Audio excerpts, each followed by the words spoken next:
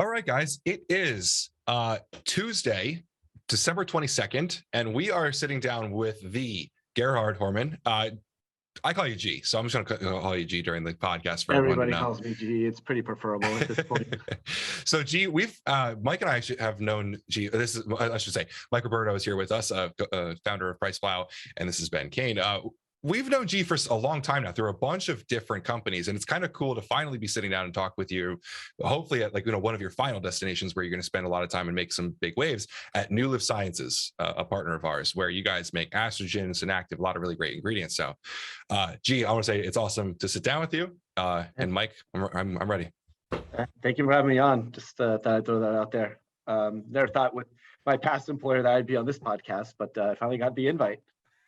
Well, we can talk about that later because I'm not sure how much time we have. But originally, this was meant to be so it's December 22nd of 2021 right now, about to close the year down. But yeah, originally we were going to talk about you two being at Supply Side West and what happened. But since then, it's been tough to nail you down, G, because you were also in Germany. So we'd love to talk about some of your experiences with NuLiv Science, talk about Supply Side, even though that was a little bit ago at this point. And then, yeah, let's get into it. What are you doing in Germany and what's going on out there in the world out there? Because we are obviously very American centric, and we would love to, we're slamming. So it's great in America, but we would love to kind of catch what's going on in the rest of the world too. Oh, well, interesting question. So yeah, Supply Side West, we can get back to that a little bit later. So we were at the Food and Health Ingredients show. It's usually quite a big show. This is like, suppliers of giant suppliers of collagen, and like Kikkoman, the soy sauce company, was there. Like we even got to try, like, little story here, like we got to try out like chocolate with soy sauce in it, which actually tasted good, or popcorn with soy sauce. So, there was a lot of interesting things there, a lot of big name suppliers. Glanbia actually had a booth there, but nobody was at the booth because we had the unfortunate fate of going to Germany the week after Omicron got announced. So like a lot of brands use that to like pull out, and it was quite unfortunate. So the show was really slow. Like, I don't think we'll go back, just being honest. It was very slow. There was a lot of interesting things there, a lot of connections to be made, but it was a good way for us to scope out Germany and like see like, the market there. But Europeans take COVID a little bit more seriously than, or I guess, yeah, let's just say more seriously than Americans do. So obviously everything was a lot more dead. You had to show your vaccine card to get everywhere. So it's already difficult to travel there. Attendance was awful. Let's be honest here. It was really low, but we did get to learn a lot while we were there.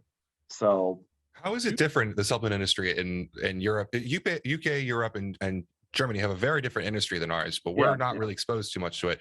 You mentioned as we're getting into the call that's a different scene. Like, how and why is it different for them?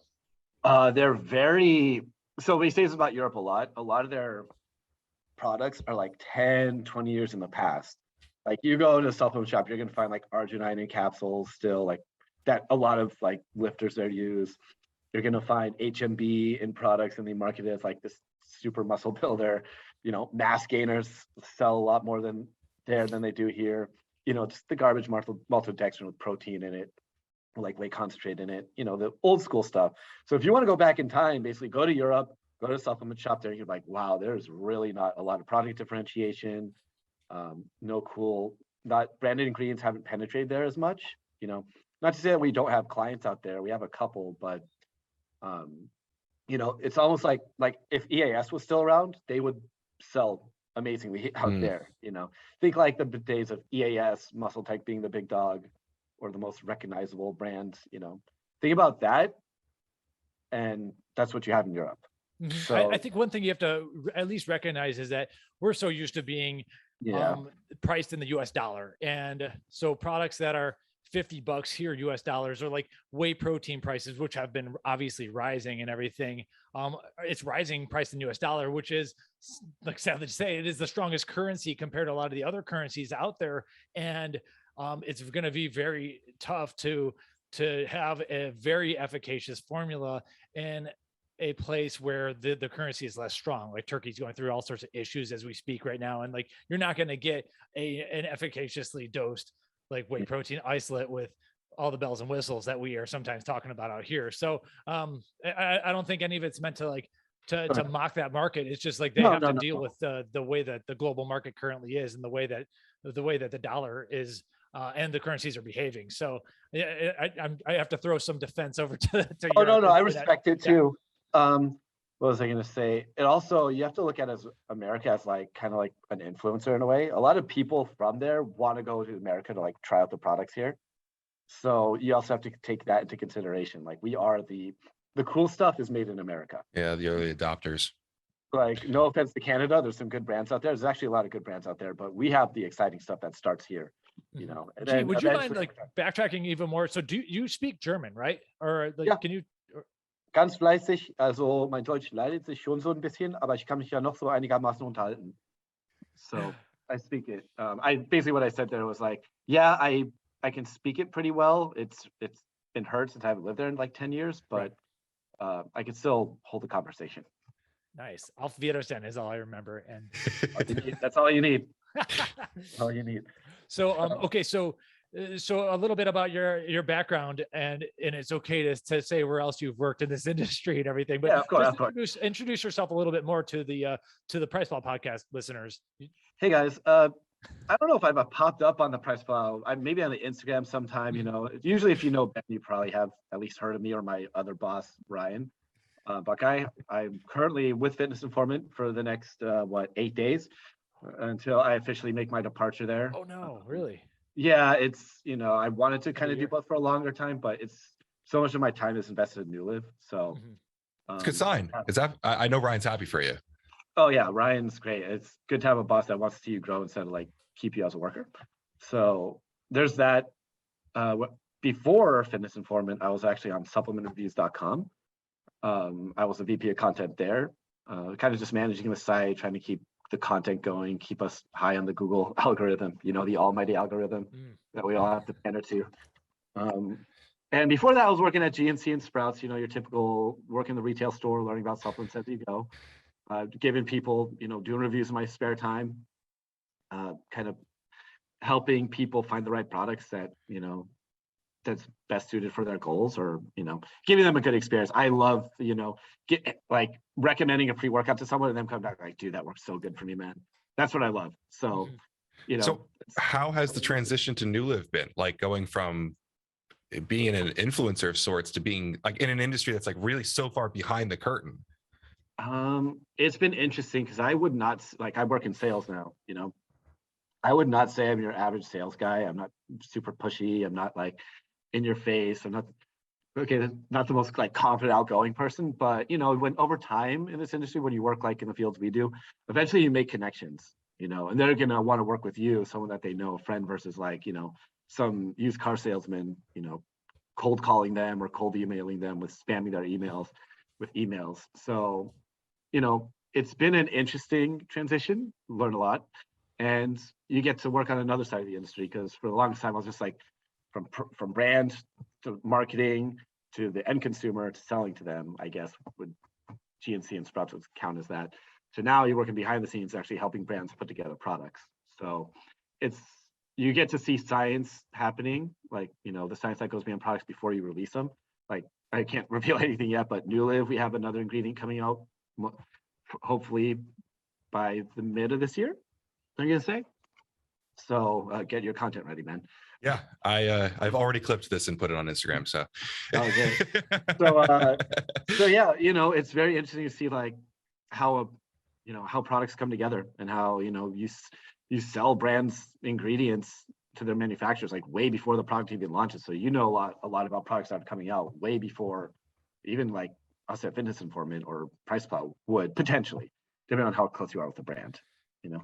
It's kind of cool because you went from a consumer coming to you saying, I need a pre-workout, what should I take, to now when you're talking with customers, they know they want a pump ingredient, or what, like, you know, in your case, they know they want an ingredient that helps with absorption, or like they're coming to you with a lot more of a specific need than a wide question.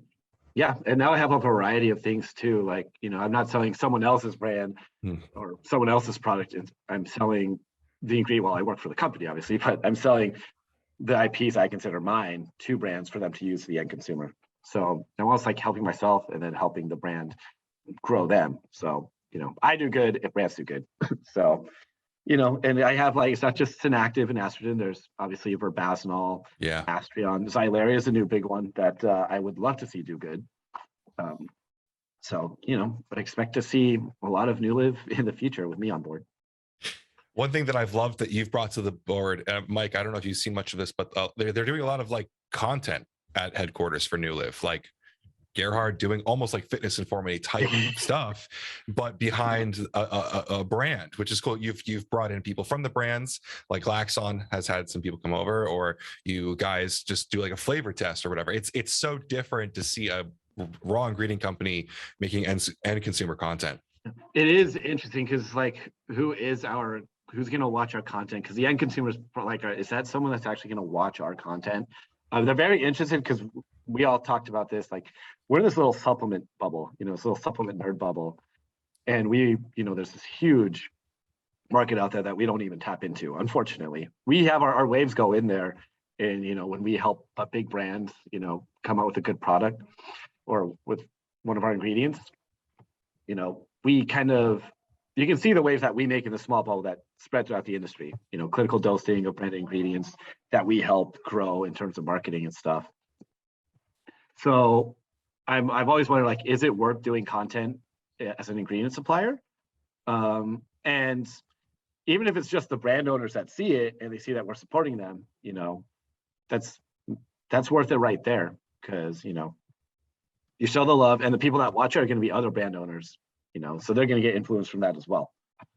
I think just having like a human touch point is cool. Like, just that you guys aren't an ingredient company, like a brick wall. You're soft, like you have people that you can interface with. It's relatable. Yeah. So actually, it's interesting you mentioned that. I was thinking about Supply Side West when you brought that up. If you notice, there's a lot of like really fancy booths, with a lot of, probably just like people like booth workers just being hired that didn't even always work with a brand, or the company. And we brought everybody there, even the ops team, our accountant, we kind of treated like a family. And our Supply Side West was very successful for us, even with the low, I don't know what the capacity was. Was it 70%, 50? I don't know. Traffic was obviously down from pre-COVID, but we still had a very successful Supply Side West. So, we kind of brought in that family, like, hey, we're real people to that, not just guys in business suits and, shirt and tie. We kind of like to bring a more real, because you probably experienced this. If you ever written out a very professional email to someone, a brand owner, and you have all this respect, like, you type it out perfectly, making sure you don't spell anything wrong, and then just like type back LOLK back or some shit like that, Cypress way. This industry can be very bro, and that's not a bad thing. Yeah. When Mike, I wish you could have gotten to all these events. They had a like a speakeasy night where we were like in this like secret bar behind a thing at a club. It was kind of cool. And but I went there. When you go to these drinking events at Supply Side West, you expect to talk about ingredients for 4 hours, and you signed up for the week, so like that you should expect that. But we showed up to this. I sat down with you, Josh, like Michael, Ken from NuLiv, just had fun and just talk with these people. It was very family, which is cool. Yeah, that's when you get to see the real people behind the brands, actually, how they act in normal human situations outside of business. And that's actually where you get a lot of business done. A lot of the industry is like making friends with people and coming up with cool, awesome products together. Yeah, some of the best spitballing ideas are like when you're in person and you're just BSing about like some dream new, like we got to do something different with pre-workout, and then you start like coming up with stuff. So that's where it's really fun. When you said you had a successful Supply Side West, and this might have to, and this kind of relates to your challenges as a salesperson, like how is NuLiv Science successful as a Supply Side West from your point of view? When, from my point of view, you're literally already everywhere, like from everything we see. And of course, we are talking our sports nutrition bubble, but I can't tell you the amount of times that we have like tagged a blog post with Astrogen, because Astrogen is everywhere. So how does a company like NuLiv Science succeed at Supply Side West? Are there different niches that you're kind of going after, or like what's the angle? That's a very interesting question. pretty much just how many people did we talk to? How many connections did we make? Are we still friends with everybody from before? Do brands want to continue using us? We have 3 new salespeople here, like including me, so 2 others, and we all had great events, and it's just in terms of seeing people again, like that face-to-face interaction. That I got to see, for example, like Brandon Soika. I hadn't seen him in a few years, and he was at one point my boss, and I was like, wow, I haven't seen you in years, how are you doing? That face-to-face, and just reconnecting, and now I could back on talking terms. So from what I was told, also I was just focused on the event, making sure I was like the booth looked nice, talking to the right people, helping out any way I could. I actually drove out there and carried a shit ton of stuff in a van I rented. So, for me, the event went well. I can't speak for everybody, but according to my higher ups, they all had a great event. so they said it went very well. So, and what we noticed, we had a lot of stuff going on. We were like, the booth across from us had like nobody really coming. And we were kind of like, we actually went in their space and like took a photo, like without even asking them, like kind of took over their booth. Like, it's kind of rude, but like, if nothing's going on there, what do you, shit, what are we going to do? Just from being by, I came by your booth, I think 4 times in 2 days. It really was popping off there. There were a lot of people that were, in the industry that are big faces just hanging out. And you guys attracted people, had good energy. And I think your point about everyone getting back together, it seemed like it boosted like how well everyone perceived that they did, because like getting back to it and getting back to work and being around people, like Mike said, like just being around people sparks so much creativity and so much progress.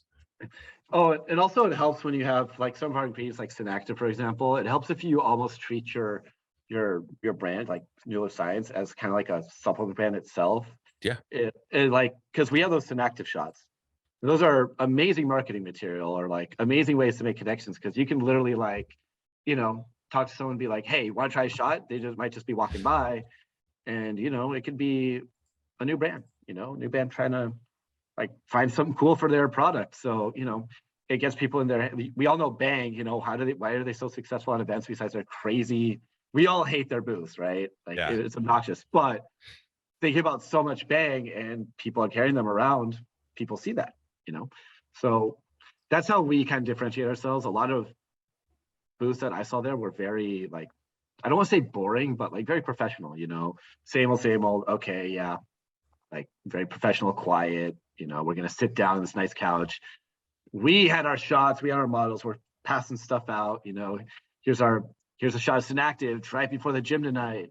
It helps with inflammation, might even help you, help your aching feet at the end of the day.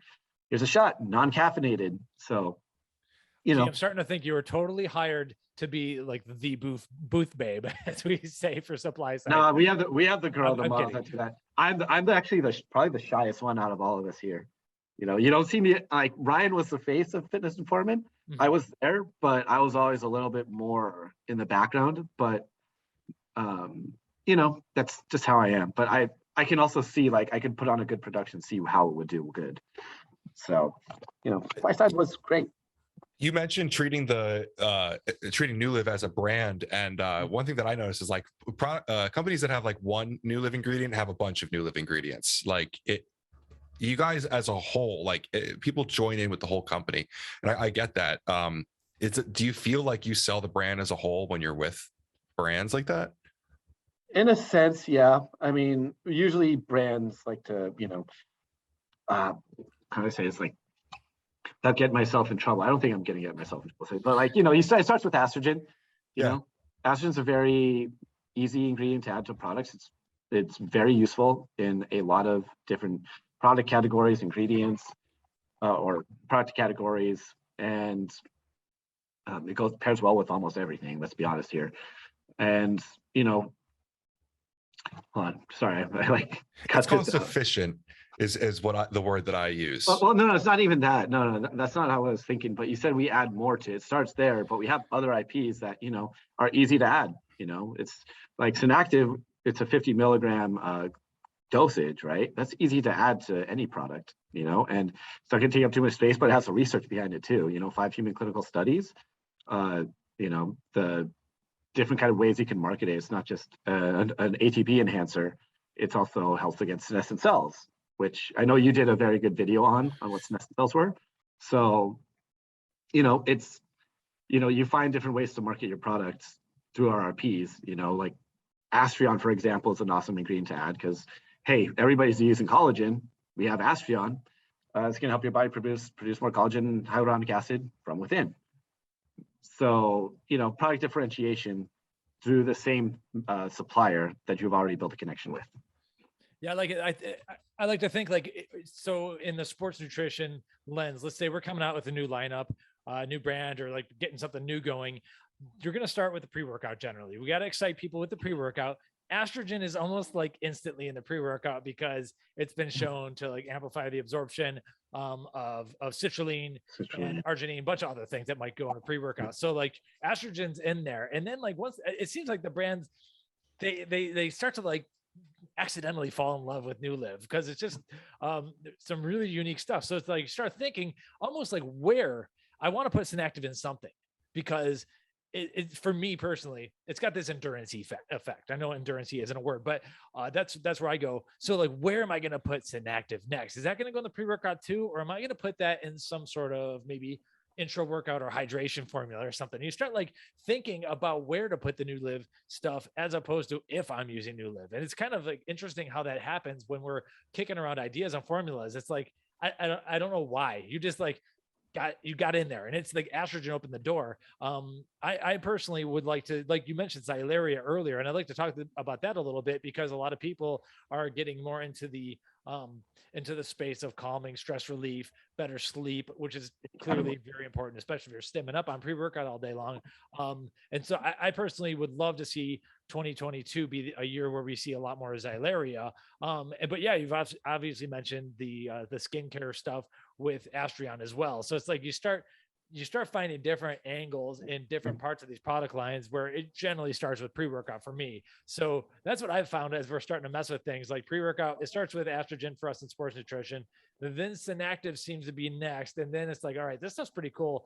And then I'm not sure like if you're taking Xylaria yourself or whatever, but it's pretty good, feel good ingredient in the evenings. So I'm not always taking it, but I'll take 12 grams at night sometimes. Just kidding.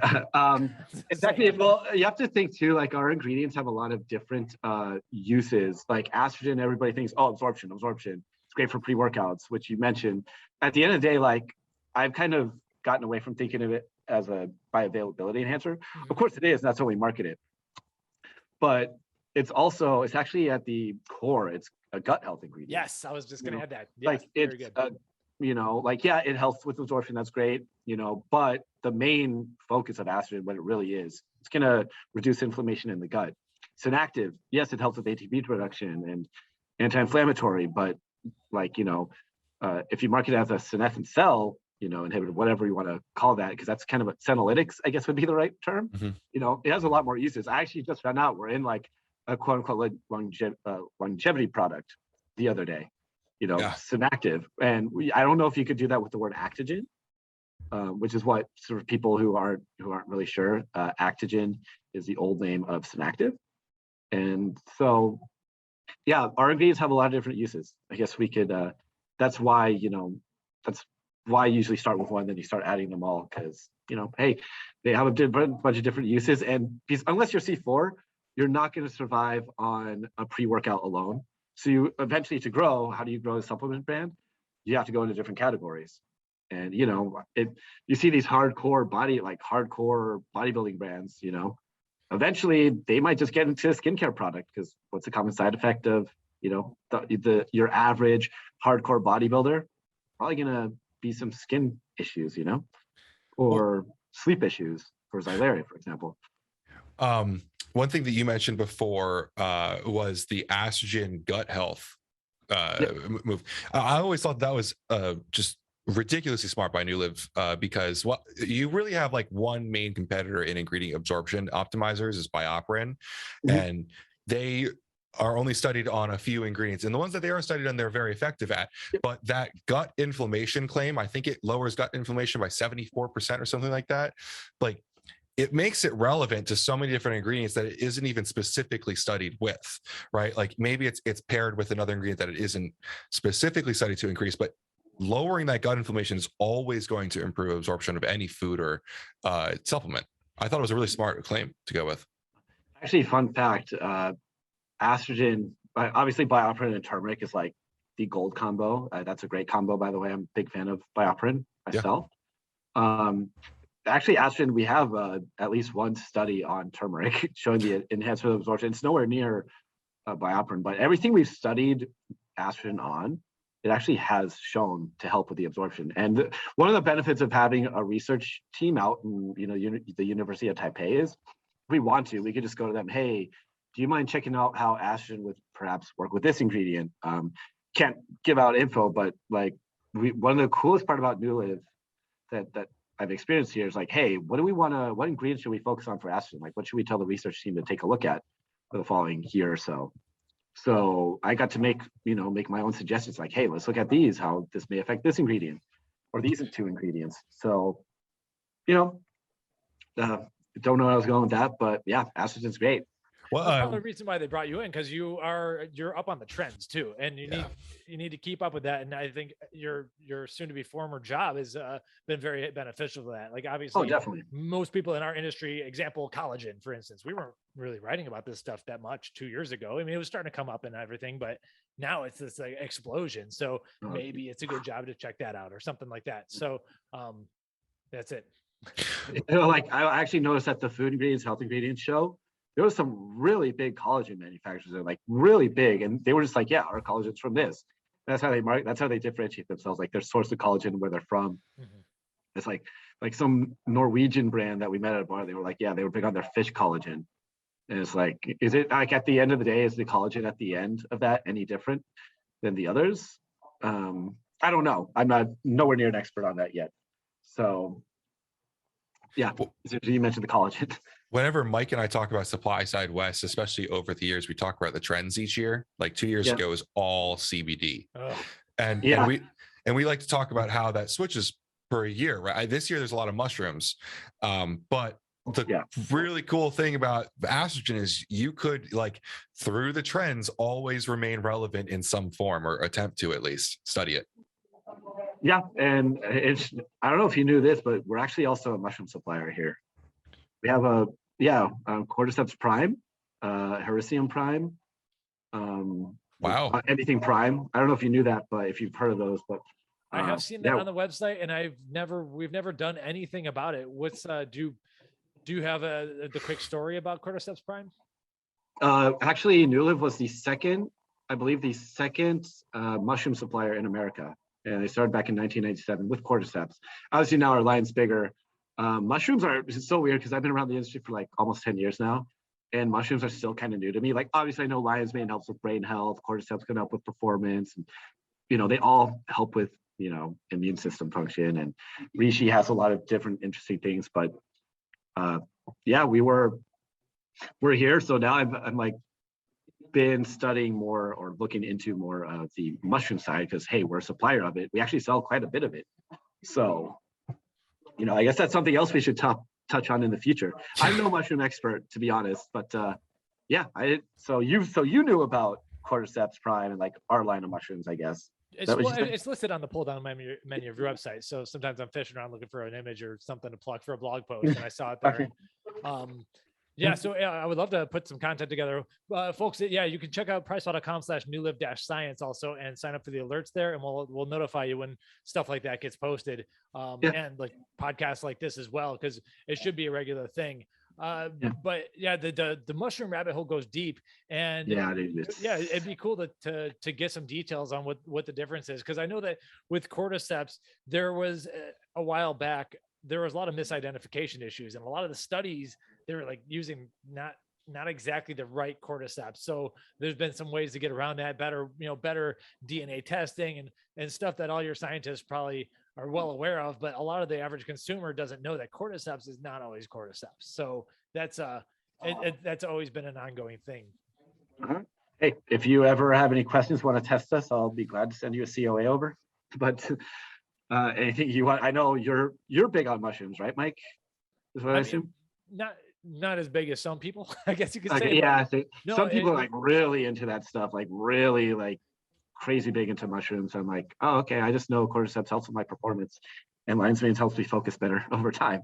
Exactly. Yeah, I got into lion's mane for my nerve injury and everything, so there's a little bit of nerve growth potential and everything. They need high doses, so generally I like them, but you got to be able to either slam a lot of pills, or in general your pre-workout's going to taste less good if it's going to have mushrooms in it. And a lot of people enjoy that enough to the point where it's worth it. But yeah, the rabbit hole definitely goes deep on mushrooms. What I find is that there's a lot of times you find a cool compound like ergothioneine. It's got all these like incredible immune benefits, and a lot of times I find that some of these really cool molecules, our bodies have transporters for them, but we don't generally get them in our regular diet anymore. But a lot of these ingredients are often found in both mushrooms or organ meats, or both. And it's amazing. I keep running into this over and over and over, mushrooms and organ meats, and they're two things that we've kind of like have been removed from our standard diet, and they've been with us forever. And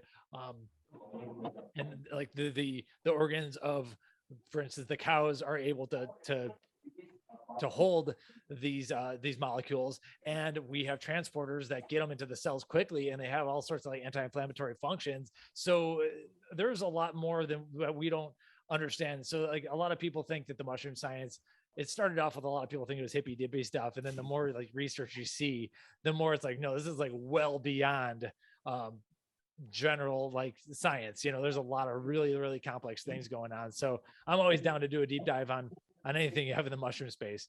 I mean, deep dive of mushrooms, speaking of which, like Xylaria, which we just talked about just a couple of minutes ago, that is actually a mushroom-based product. I don't know if you've heard of that mushroom, dead man's fingers. It like grows out of the ground, like it looks like a zombie's fingers. That's what Xylaria is, Xylaria nigrips. So it's actually spelled with X, Xylaria, but for our name, we just made it the Z, which I know that kind of came out really cool in my opinion. But yeah, that's a mushroom base. Who knew that a mushroom that grows in termites nests, would be a great source of GABA, as well as the enzyme. I always forget the name of the enzyme that helps your body also convert glutamate to GABA. So, there's so much that goes into mushrooms, and I've been through a lot of ingredients over the past like 10 years now, to where like, do I really want to learn something new? But obviously for my job, I have to. But you actually get very interested in it when you look at something specifically. I don't want to say mushrooms are new, but they kind of in a way still are, because a lot of, like you said, like it's usually the hippy dippy people that get into them. But I think more people are starting to take them a lot more seriously. Yeah, it's interesting. I mean, there's certain times where sports nutrition is well ahead of the curve, and then there's times where we're behind the curve. And mushrooms, I think, is one where we're behind the curve. And some of the nootropic ingredients, some of this stuff, ashwagandha, for instance, like every product in the world had ashwagandha in it in 2019, 2020. Like that's nothing new to this is like extremely old stuff to a lot of people who are in the know, and it just finally caught its speed in the sports nutrition world. So sometimes we're ahead and sometimes we're behind. So can you talk with Xylaria? Can you kind of like talk about what kind of person would be interested in taking it and when? I'm not sure if you like have any products that have it or anything, but like, can you kind of like discuss why I'd want to use it? So basically, to keep it very simple off the start, it's a mushroom that is a natural source of GABA. It also has obviously minerals, vitamins, things like that, but also has I forget the name. It has some enzymes in it that help your body convert more. I think it's glutamate into GABA in the brain. So it works very well, and you can also kind of tinker around with it. Like you would also put anywhere from 500 milligrams to 1.5 grams.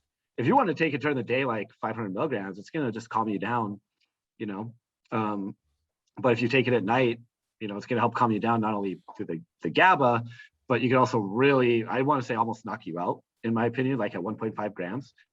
Just so people know, we actually did do a little tweaking to Xylaria over the past year. It used to be just the mushroom, but now we added Cascuda as well as Panaxnota ginseng, like big surprise there from the very specific fractions of both of those. So it's fairly new. I'm still trying to like learn it, like how those two can actually help, but we kind of tweaked it. So it's a lot stronger than the old version. if you're looking for a good sleep aid that has it in there, I mean, obviously you could try it out. It's sold on Amazon as a standalone. But for, I think, Morphogen Nutrition, Somagen, actually was the first company I can think of that used Xylaria and did a great job with it, actually. But they obviously, that's with a lot of other ingredients. So yeah, Morphogen is not, they're mega dosing a lot of stuff. Like if you want to go all in a supplement, hit up Bennett Morphogen. I envy that guy a lot sometimes. Of ingredients in one tub. I envy that guy sometimes. He just makes these loaded products where he could be like, yeah, my formula is probably more loaded than yours, bro. Like he just does that, and he has a business with it. Like a lot of people, like I can't make anything that expensive, but he's like, you know what, I'm gonna do it. It's gonna sell, and his loyal followers, me included, are gonna buy it. So that's a good one. But that obviously, you know, has Xylaria in there, which I'm sure helps. But it also has the other ingredients in there. You know, it has I believe lavender in there. I believe a big dose of glycine, I want to say. He's even got mitoburn in there, so he's doing some cool stuff. So yeah, so very interesting product, but that's one that has it. InnoSubs just launched a product with, I believe it's 400 milligrams of the new Xylaria in there. So the new one, I would say, according to people here in the office and me, I'd say it's about twice as strong as the old. It feels twice as strong as the old one. So yes, InnoSubs has it in there. And we have more, obviously. It's not necessarily a new ingredient, but we're just now pushing it more. You know, like now it's like, okay, we want to make something like this really cool ingredient, in my opinion, do something really cool with it. So over this next year, you're probably going to see a lot more brands using Xylaria. Well, yeah, I think it's one thing that we haven't done an in-depth coverage on because there were some tweaks ongoing in there. So if those are ready to rock and roll, yeah, I'll send you guys an email after this. Fire up the blog. All right, sweet. We you mentioned putting the Panasonic ginseng into Xylaria as part of the change. Yeah. In the beginning of us making content for NuLiv, we got a lot of questions about that pretty often. Like, why are these so many similar ingredients? How are these different? And we ended up putting together a video that took. That's a great video. I think it took some time off of our lives, the amount that we put into like making sure this thing was as detailed and straightforward as possible. I think it puts everything to rest. But is this something that you deal with like frequently? Like, is that a question that you get asked often? No, not really. No, I wouldn't say I had the question yet. I'm sure it's coming, but it's very easy for me to answer. I already have the answer in my head. Like, look, there are a lot of very specific fractions in all these many, you know, botanicals. And we were able to identify them, get studies done on them, see how it would help. You know, like ginseng has, you did the video, I believe you talked about the polarity of like certain fractions of ginseng. I was like, by the way, guys, watch that video. It's very informative. I used it when I was here. I'm like, I got to learn something just to make sure I sound smart. So like it was Mike and me telling ourselves, like we just wanted to know and we wanted to share the information. We kept getting these questions. We're like, we need to do this. And it was brutal. It was very specific. So it's always there. That's a cool thing about making content like this, and that's why you're making content over there too.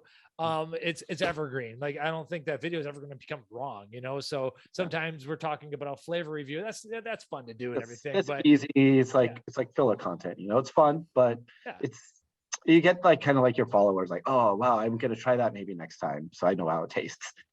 Yeah, back to Xylaria real quick because this isn't listed on PricePlow right now, but I searched for Xylaria. There is a supplement called Avani Health. They have a stress plus sleep support supplement, and inside there is in 2 capsules.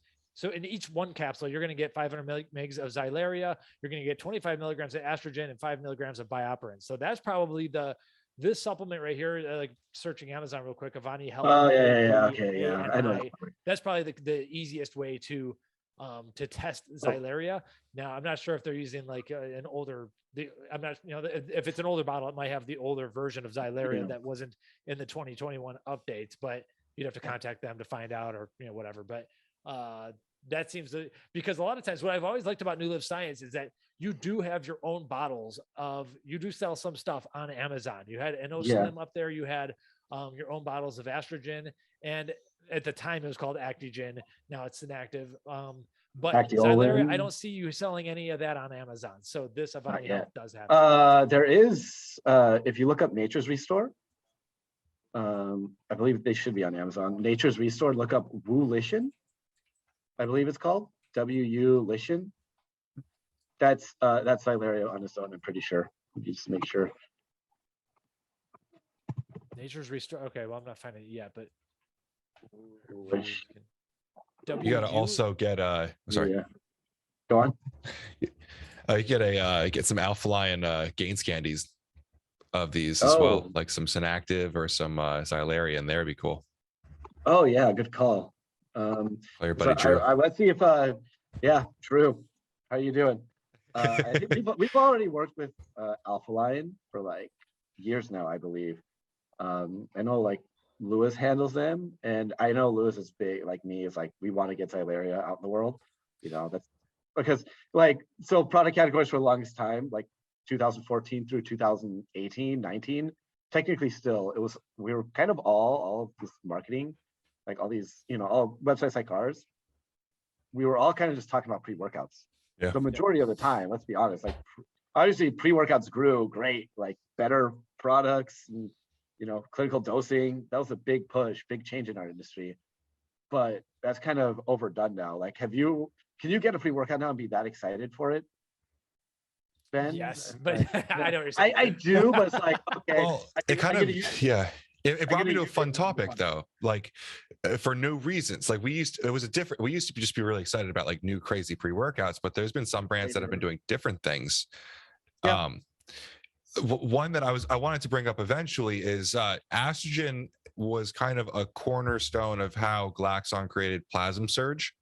Okay. Between their citrulline and arginine combo, which is Kiowa, but then Astrogen boosting the bioavailability of both of those. And so you have a concept of a brand taking something that people didn't believe in and showing them we can make cool shit with science. And Astrogen is the cornerstone of that, making all of that more bioavailable. I was gonna bring this up later on, but that's one thing I was excited about. I wanted to ask, like, how you guys collaborate with those kinds of people that make that cool stuff with your products. I mean, for Glaxon specifically, I just know anything Joey puts together. You know, you kind of like, if you talk to Joey Savage, you kind of just eventually become his little lab rat. He'll be like, yeah, dude, here, take some Phenibut and drink this amount of alcohol and play video games, dude. You'll be fine. You'll be great. So he's going to put something together that's always going to be good. You know, like even if you like when they first came on the market, people were skeptical. Yeah. Because like he uses different dosages, but he can find things, put them together if they make sense. I believe he talked about this on another podcast the other day. Like, you know, why didn't you add estrogen to your protein? You know, because you know it's going to help the bioavailability of the proteins. Like, well, if you're a Glaxon consumer, and you know you're taking our pre-workout, like some of our other products, you're probably getting estrogen in there anyway. So it's not just he doesn't just throw it in there to have another, you know, branded ingredient on there, but he uses it effectively. Like, do you really need 200 milligrams of estrogen a day? You know, yeah. I mean, I take over a gram a day sometimes now because shit, I have access to it. You know how we are. I know. You know, yeah. A supplement nerd told. But I think it's a good point. You know. Yeah. Not to tell him not to. He should at it. You know. But it's kind of one of something we talk about pretty often already. Is like estrogen is in so many different products. How do you, as a brand, put it in too many products? Is that possible? Because there is an upper limit of how much estrogen you probably could take, but I don't know how far that's gonna be. Multiple, many grams or kilograms. It's a very safe ingredient. You know. Yeah. Like I'll sometimes get over a gram a day, like I just mentioned, because I just have so much access to it. I'll just take a cap with every meal, you know, or add some powder that I don't even measure out to my drinks. You know, your gut must feel great. mainly for the gut health. You know, that's why I would take it. So yeah, there's no like upper limit there, but you don't need a ridiculous amount of it to get the effects out of it. Kind of like Synactive. Like, yeah, I actually just get those Actogen shots and mix them in my water and drink like, I don't know, 5 of those each day, 6, 7, you know, just so I use it for the flavor, but I'm getting the benefits of Synactive, mainly the longevity, you know. So you have like no senescent cells in your body at all right now. I hope not. My gray beard would say otherwise, but I was gonna say, dude, your skin does look good. Maybe you got a Zoom filter going on. Yeah, probably the Zoom filter. Yeah, Well, you're gonna be less stressed with less things to worry about in about 8 days. But and to me, like, so I was talking about how sometimes the sports nutrition industry is ahead of the curve, sometimes behind the curve. It almost feels like we're honored that that NuLiv Science has been pivotal in the sports nutrition space. I'm like, I got kind of sidetracked over here messing around on Amazon looking for these ingredients, and then a bunch of gut health stuff started coming up. And there's so many brands that we just don't know and don't communicate with, who most likely don't have a clue what estrogen is. I think like, and then there's also like some of these mushroom blends and these calm blends obviously are like all over the place and everything. We probably don't know xylaria is. There's probably so many different opportunities to get out of the sports nutrition space. And I'm not sure if that's your job, or if you want to be cold calling a bunch of Amazon companies, but like I will work with anybody. Yeah, any I brand. would be very interested in like, let's get this stuff out to people who don't read PricePlow every day, So it's there's so many opportunities out there, and there's so many supplements that when I'm like putzing around on Amazon, I'm like, oh, just like, shaking my head, like, how can you have turmeric without some sort of Come on. What's really cool too is like people are really educated, or they're getting more educated on that. Like my dad is 73. He doesn't know very much about supplements, but he has inflammation that he has to deal with, and he has literally called me before, like, Ben, do you take turmeric? I'm like, yeah. Make sure you're taking there's all this stuff out there. I was like, thanks, Dad. I didn't know that. Like, that's awesome.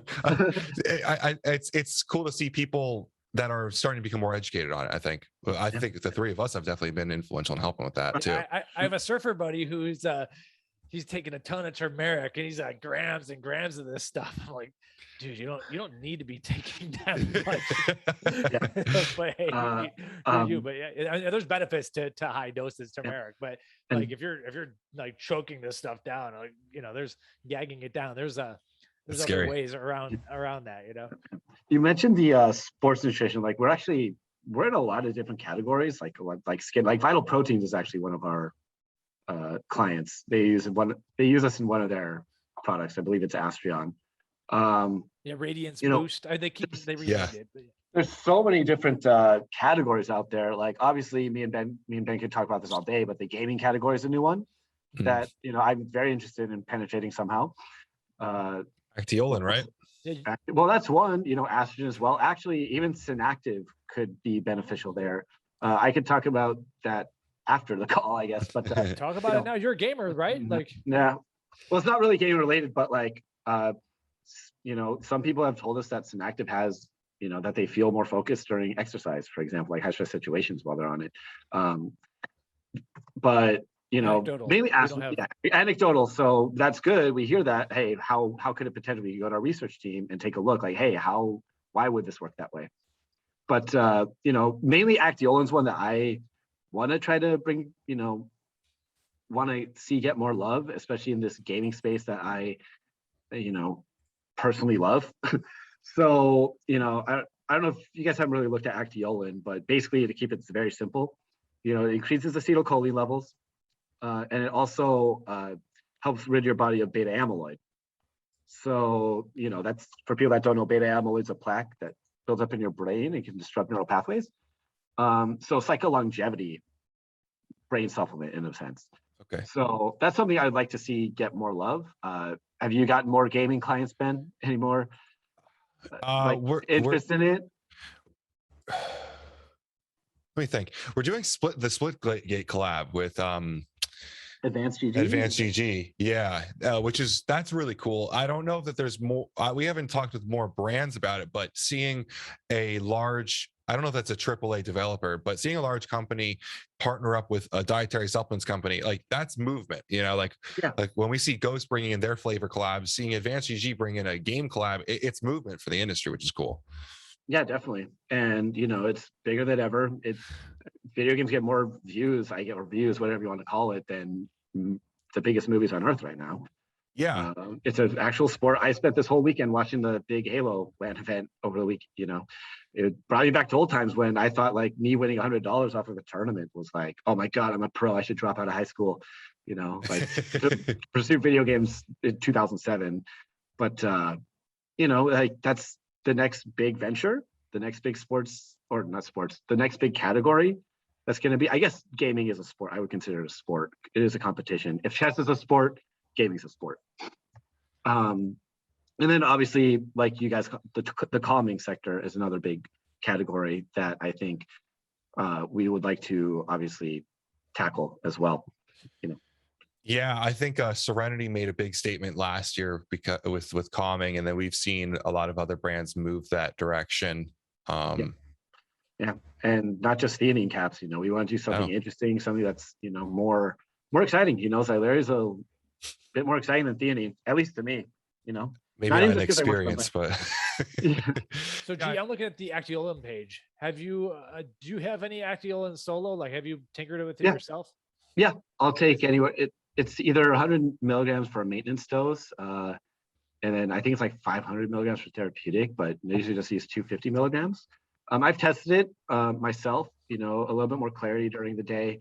Obviously, when you take as much caffeine and nootropics as we do, it's kind of like shit, like, do you really know what's affecting you? But definitely when I've tested it solo for playing, like playing a video game, I just notice over time I just play better. Like that's my anecdotal thing. Obviously, Right, I think we need more. But yeah, I was kind of asking if it is experiential. Like for me, noticeably when taking things that boost acetylcholine, I get that better mind muscle connection. Like I'm not frazzled in the gym. Like just the connection. So I am very interested in this. Why have we not yet covered it is my question. So I will certainly get you some out. You can test it out for yourself.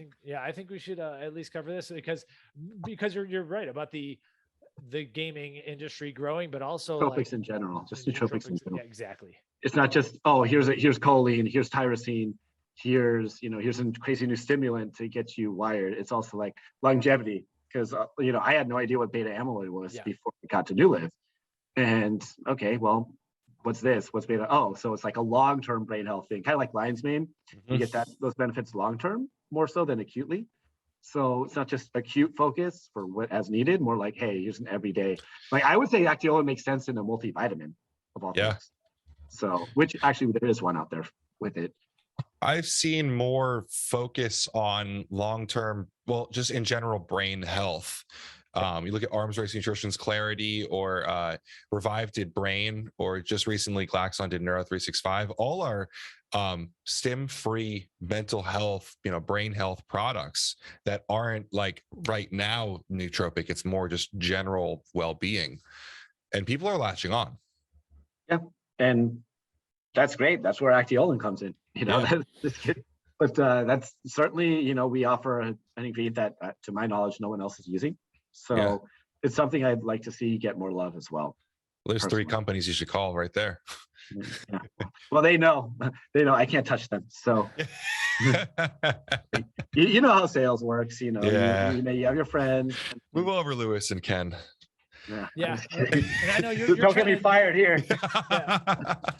I know you're trying to stay away from certain bad words or like any disease claims and all that. So I'm going to say the beta amyloid has very, very high implications in neurodegenerative diseases such as Alzheimer's. And so some of the studies, and I'm not going on a dietary rant or anything, but some of the studies where the ketogenic diet has shown success with patients of such diseases, one of the mechanisms, because those diseases are also kind of known as type 3 diabetes now. There's some debates about that. Oh, really? But a lot of things that they're noticing is that when you go on a fast, at least, it allows insulin to function on some other jobs, and some of your insulin clearing enzymes are able to clear out some of the beta amyloid plaque and everything. And when your blood sugar is sky high all the time, our bodies never have the capacity to do that because it's not a primary role. So there's some research showing that the benefits of fasting are clearing out some of that beta amyloid plaque.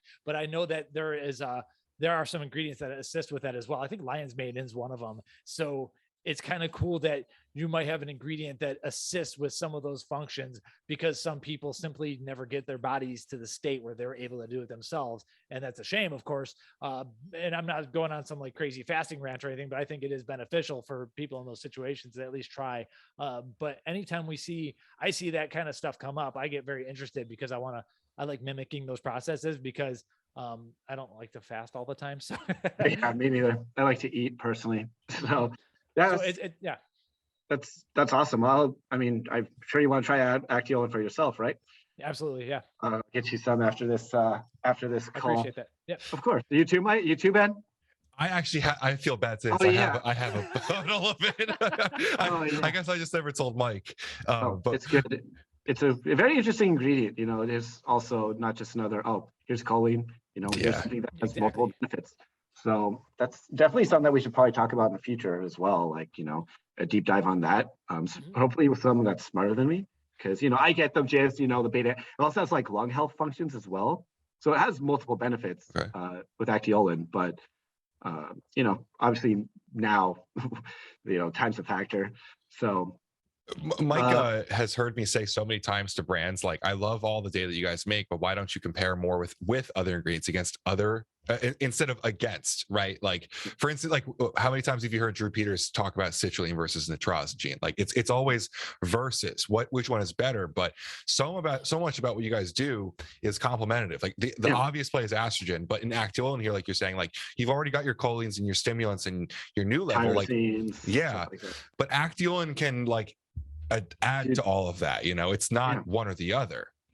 Yeah, that's a very good point you bring there. We have to get someone else's ingredient and try it out. Like, say, hey, it works with this, so add it to this. Not, hey, use this instead of that.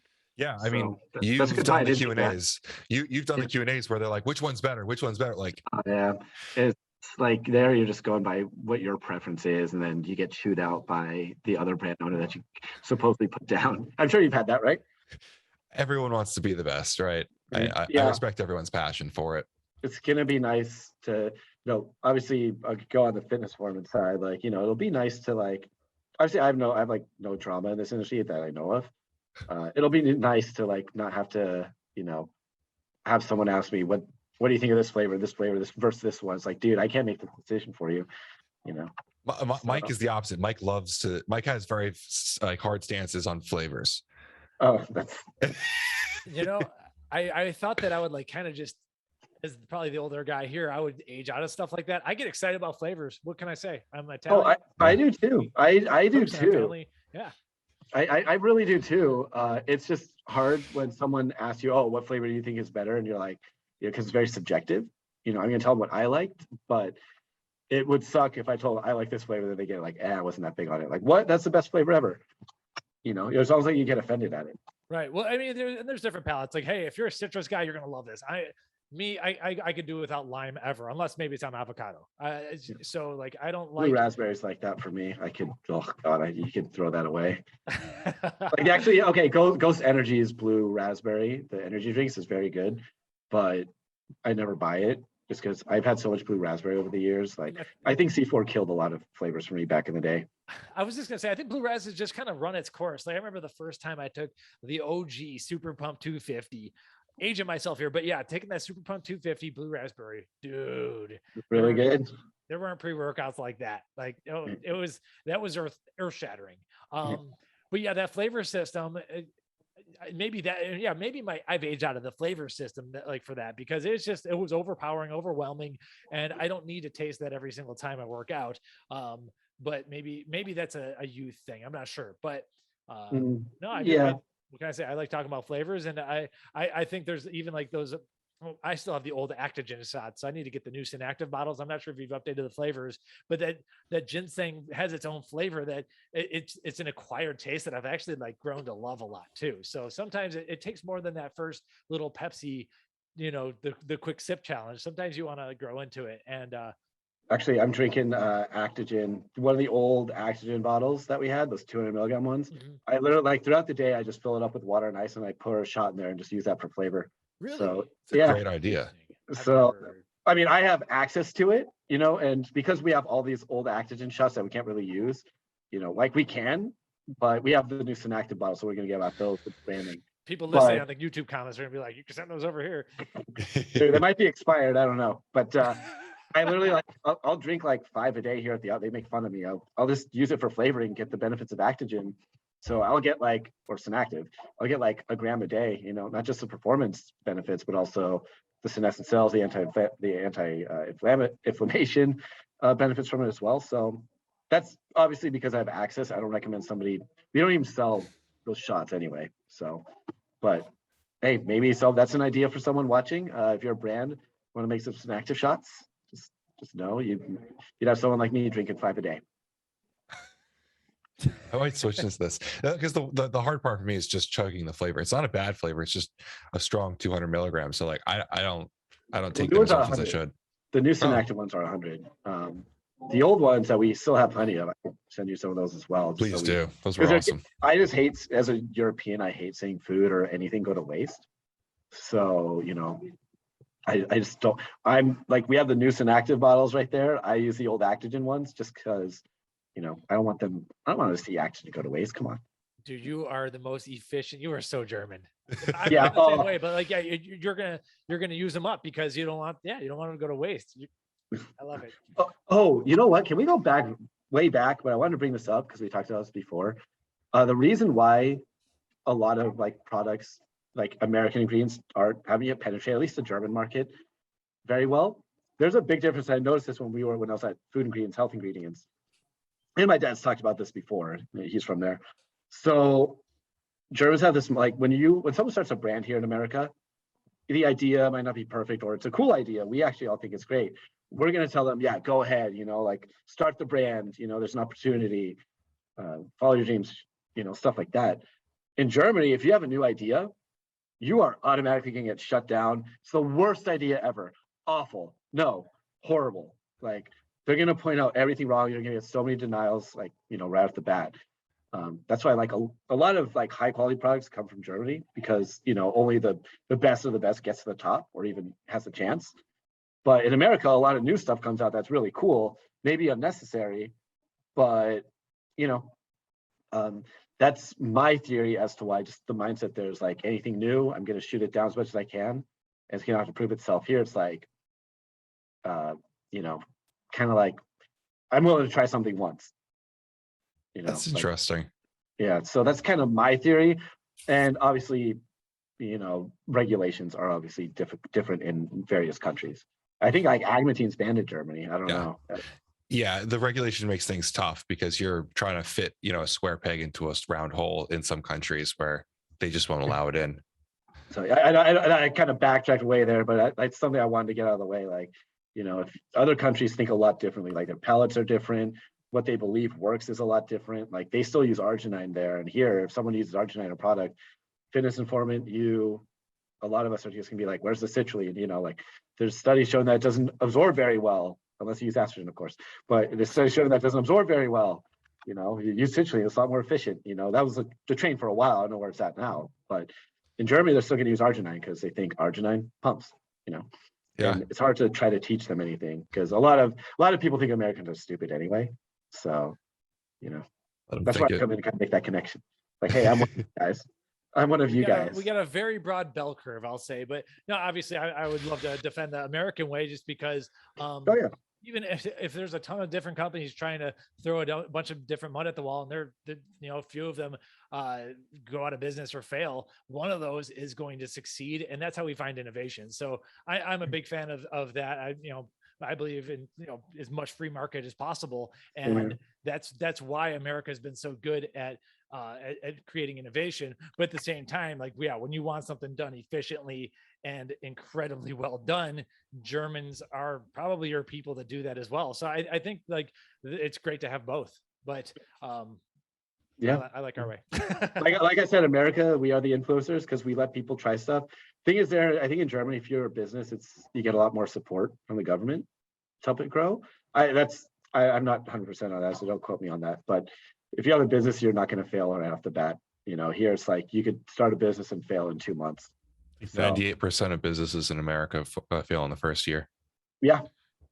So you don't have that in at least a lot of other countries. So but it does make America. That's a very unique aspect to America where you can, it's amazing that I could probably save up for a while now. And if the world goes back to normal, I could go to some contract manufacturer and start my own brand. There it's a lot more difficult, a lot more paperwork, and but that's why I'd rather do business in America. You have a lot more fun, a lot more freedom with it. I found that interesting. I didn't tell you this. I went to Oktoberfest in 2010 out there, and It was downright awesome. Downright awesome. We can go on about that. But anyway, one of the things I thought was very interesting is when talking to the Germans, and embarrassing how good they were at speaking English. And I know very little Spanish myself, and that's about it. So it was just incredible talking to all these like multilingual, very intelligent individuals. They were blown away by the fact that I had just quit my job and started a business. That was like really shortly after I went full time with PricePlow in 2010. I started it in 2008, but yeah. And so that was like where I was able to take a trip and not like care about like needing vacation time or something like that. And they were blown away by like the fact that I could run my own business, and I was relatively young and everything. And to me, I just thought that I felt bad for them almost. I was like, yeah, this is what in my opinion, you almost got to do at some point, So that was just my take. But yeah, I absolutely love the people out there, love the culture, love the Oktoberfest, love the beer. Oh yeah, they're the best at that. That trip probably took, I would say, we estimated that trip took 6 to 12 months off of each of our lives. Oh, we had the same experience when we were there. I had to do the math on that one for a second. Wow. I was gonna say something there. Oh yeah, I was actually talking to a lot of like, Europeans, and I was telling them like, yeah, dude, a lot of people in America, like formulators, for example, like even like us included, like we help formulate products, right? But like none of us have a PhD in anything, I don't know about Mike, but Ben, I know you don't. And they're like, wait, what? What do you mean? Don't you have to be like a super scientist to put this stuff? Like, no, not really. I mean, at some point, like, what do you really learn as a doctor here in America? You learn a lot, don't get me wrong, but like a lot of the people that we know that formulate are just like, oh yeah, I'm a business guy who likes to work out or stuff like that. Obviously, there's a lot of smart people, like Drew's very smart. There's a lot of other names. Joey Savage is very smart, but they're like surprised that you could put together a product here and have like no college experience at all. Yeah. And start a business. Yeah, I think in Europe you need a business degree to actually start a business. So you don't have that. Like we have a lot of luxury here. So that was another thing I noticed. They expect everybody who's behind big name products to have like be a super smart PhD person, when a lot of brands out there, a lot of big ones too, are just from people who probably dropped out of high school. Surprise. And there's nothing wrong with that. Nothing wrong with that either. And I do think, in my opinion, that's going to be going away over time as information becomes more and more free. It's a lot easier for us to get full text studies, and I can go down the PubMed rabbit hole better than any PhD. Not any PhD, but we've done it. And over the course of time, once that information is free, it doesn't become unfree. I think it's a one-way street away from that level of necessity of academia, where it's basically almost like it's a state enforced monopoly by violence, really. And I don't really believe that is the future. I think we are going to information is going to become more and more free, and that the internet was kind of I forget, it was a great filter. And we're going to get more and more towards that, because now that you have more access to more studies and more research, and you could have a better discerning eye, that doesn't get undone, in my opinion. So things are going to, the pendulum's going to swing, of course, but things are going to become more decentralized. Things are going to become more open, and that information can't be unlearned, in my opinion. So, Germany in countries like that will definitely have benefits in terms of like efficiency of doing certain things. But to me, the future is going to become more decentralized, although that is a major battle that's happening across the world, and we're going to see how it plays out this decade. Yeah, these next couple of years are going to be very interesting. We can't really, I don't know if this will get demonetized. I don't want to say anything bad, but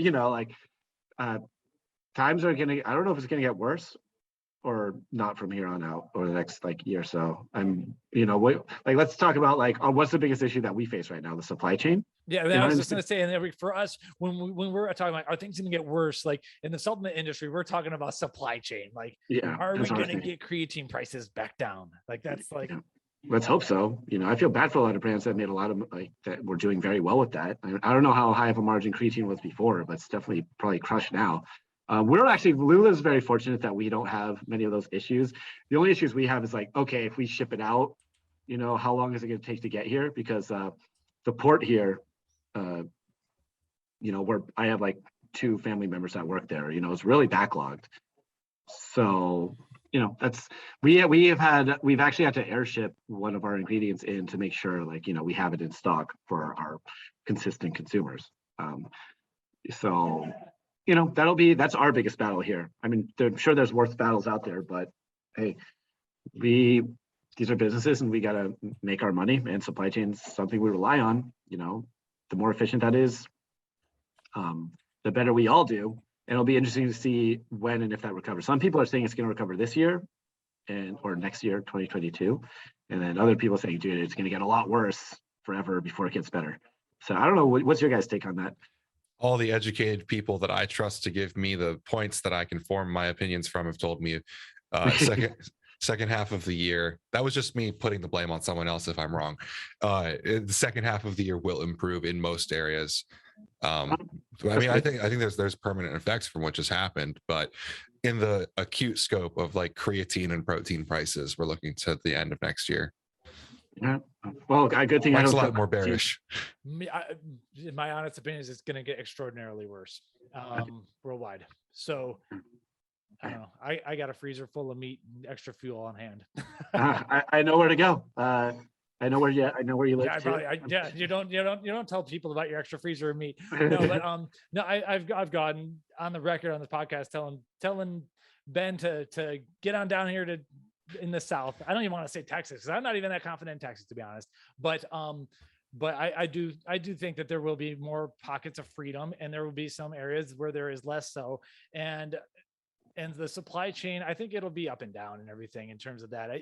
I think America has definitely shown its resilience. Like, regardless of what it is, we're gonna, like, you guys airshipped ingredients in. We're gonna find a way to get our stuff done. Like, we love what we do. We love to work, and we're gonna fight to the end to be able to do this stuff. Even if, maybe it's, estrogen, it might not be the ingredient that you need to live, but at the same time, like, we don't want to live without it, so we're going to fight, and we're going to keep doing this thing. And there will be areas where it's easier than others. So that's kind of my reaction. But yeah, I'm in general, medium term bearish. Yeah, that's very interesting. I don't know. I just hope it gets better, not for my sake, because we're pretty good here, more so for the sake of our clients, because I want them to do good, So, and Americans have this thing where abundance is everything. Like, what do they say? Like, you're only one missed meal away in society from like a disaster. So, I feel like you guys could take this, like, really take advantage of this with Synactive, with creatine being so difficult to get a hold of. Like, who's to say we haven't tried? Yeah, that's like one of our songs. Like, hey, we haven't had much of an issue like keeping our supply. We haven't had really any issues keeping our supply in. So, yeah, I mean, Longshore's like really close to us. So if something comes off the boat, we can get it quicker than if someone like buys it and has to ship it to the middle of America somewhere. If it comes here in California, Cool formula is like Inspired Nutraceuticals CR3. They're and estrogen too, because estrogen has been shown to amplify the absorption of the creatine. Yes. 33%. Exactly. So do you really need the 5 gram dose? Like, yeah, do I want the 5 gram dose? But hey, if you're already eating some meat, that you should have stocked in your freezer, but if you're already eating some meat, you probably don't need the 5 gram dose. And do you need the 3 gram dose if we're able to boost it with enough estrogen, and then the Synactive just kind of adds to the effects. And Synactive, you want more ATP performance? Yeah, fill some of the gaps actually that creatine doesn't do. Which is the VO2 max stuff in general. So I think that inflammation, senescent senolytic, senescent cell shit, so there's a lot. Sorry for swearing, but it is definitely, it's not another creatine. It's not another, oh, here's ATP, it does that and more. So yeah, good point. But yeah, I mean, so there's opportunities for NuLiv, but yeah, obviously we hope for the best, but yeah, we see what's going on. A lot of people are buying up ingredients and everything, and the C words, citrulline and creatine, are definitely two that are hot. I like that. Two that NuLiv can help out with. So it's pretty cool. Yeah. So for anybody listening, I'm sure you can grab my email somewhere if you want to buy some Synactive off of me. But yeah, no, that's a good point. That's actually something we have discussed. Like, can we position ourselves that way? You know, like creatine is basically gold at this point, right? I don't know what the costs are of creatine. Anybody know per kilo on average? If you can even share that. I heard $37 a kilo last night. Jesus. Yeah. That's as I of don't know. Wednesday, December 22nd, 2021. What People are going to watch this in Down from 5 that. years and it's $500 a kilo. Back in the good old days. Yeah. Yeah. Yeah. Eat red meat and take your Synactive. Yeah. Or Get just your creatine. take microdose creatine. Yeah. Take less of it. And I'm sure people are going to go to other options. Creatine hydrochloride is probably going to be a big dog right now, right? I don't know what the supply chain is on that. I've said that a couple times because, you know, me, I'm not a big fan of hydrochloride, but in today's day and age, like, what are you going to do? It's available. Yeah, very true. So yeah, there's the good thing about like this new age of like trademarked ingredients, patent ingredients, whatever you want to call it. There's always different options to the same end. You know, for increased ATP production, there's various you know, suppliers of different cool ingredients that all have their own thing.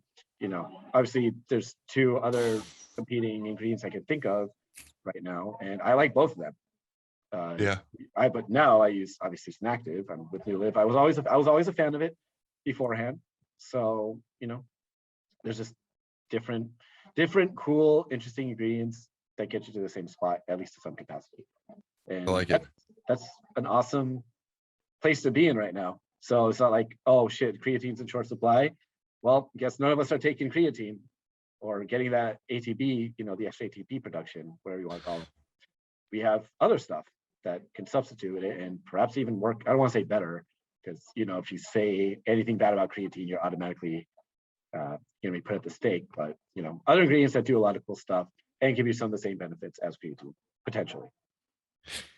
It ends up being like when you get into these crisis issues, I never know if it's easier to be at the commodity products or to be with name brand products, because obviously being with the trademarked stuff, it's a higher cost. So as companies start to like cut costs in places, it's easy to pull out the stuff that is more expensive. But because you add so much value, I think we're in a good spot with you. I feel like let's bring up Joey Savage. Like, what he could lose a few of his ingredients. I'm sure he could find like 10 other ones to replace them with and just put them together in certain ratios where it's like, okay, I have a product that's just as good, if not better, and it's very interesting. And yeah, buy it, you know? So, you know, we're always gonna have people that can play around, kind of like my dad. So my dad, he's put together a lot of like adhesives, like pressure sensitive adhesives, for like some really big name companies. And he kind of just goes to the oil industry, takes the trash that they don't want, all the rubbers and shit like that, and he puts them together and he makes stuff that sticks. And he could just fumble in their trash and make cool stuff. So that's kind of, you're probably going to see that if creatine and citrulline are in short supply. People are going to look for other different ways to, you know, whether that's increase the pump, there's no citrulline, let's find other stuff. Nitrosamine is a great ingredient, you know. There's a lot of cool stuff out there to choose from, and that's probably comforting in a way, because a lot of those brands that were trying to sell this, you know, get their ingredient into the space, now have more opportunity. Yeah. I still wish we had citrulline though. You know, and creatine. So nobody take anything bad there from what I said. Like, I love all these brand ingredients, but I still want my citrulline creatine. Amen. Cool. Well, I have to jet out at in a little bit, but it's been really good to sit down with you. This has been kind of fun, and getting to we've done a lot of content for NuLiv, but doing content with you guys is also important. So this has been good. And we've realized that we have a lot to do still. So I didn't realize how many gaps that we had in our NuLiv series of content. So it'll be nice to get away from some of those astragalus sites for a hot minute and talk about some of these other things, the mushrooms, all these ingredients. So definitely everyone should sign up for PricePlow.com/NuLiv-science and get alerted to these news articles, because generally the blog posts about NuLiv stuff is they're bangers. So it'll take some time to research, but we'll come hot and heavy with some citations. Yeah, I'll just send me an email after this, and you know, I could help you out with any questions you may have. All right, thank you. So G, how do we follow you? What is the best way to follow NuLiv Science? What is the best way to follow you? What's going on with that? Instagram, TikTok, you know, we're on there. We're trying to put some fun content together. So like, you know, because you want to create a community, not necessarily a community, but like show some realism that we are real people here at NuLiv. So follow us on Instagram. You're going to see me, Mark, one of our other salesmen. You're going to see Tia. You're going to see sometimes Lewis and Ken, maybe. You're going to get to know us all, see the people behind the brand. So check out our Instagram. That's probably a good place to start. My Instagram is my name, Gerhard Chad H. That's probably the best place to start if you want to follow me. My Facebook, I only use for business. So I wouldn't even add my family on there. So basically, Instagram's like the best place to reach me, or email. And for NuLiv, follow us on Instagram, Facebook, TikTok, and just check out our website, nulivscience.com. Awesome. Thanks so much, Gerhard. Amen. Yeah, thank you for having me on.